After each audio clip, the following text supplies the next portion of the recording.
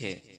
دوستو یہ بات بالکل غلط ہے کہ اسلام 1400 سال پرانا مذہب ہے، بلکہ اسلام کے اندر جتنے بھی دینی اصول اور تعلیمات و عقائد ہیں وہ آدم علیہ السلام کے دور سے ہی ہے، اور اگر تبدیلی آئی بھی ہے تو وہ صرف احکام شرعیہ میں آئی ہے، اور اسلام نام سے موسوم کیا جانا شریعت محمدیہ کے لیے خاص ہے۔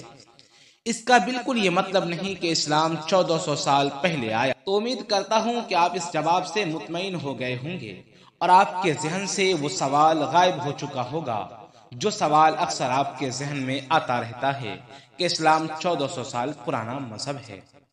اب ہم بات کر لیتے ہیں اسلام کے بنیادی چیزوں کے بارے میں، جس کو ہم اور آپ اسلام کی بنیاد کہتے ہیں۔ 1.6 ارب لوگوں میں سے بہت کم لوگ ایسے ہیں جس کو اسلام کی کتنے بنیاد ہیں پتہ ہوگا۔ اگر آپ کو پتہ ہے تو کمنٹ باکس میں ضرور لکھیں کہ اسلام کی کتنی بنیاد ہے۔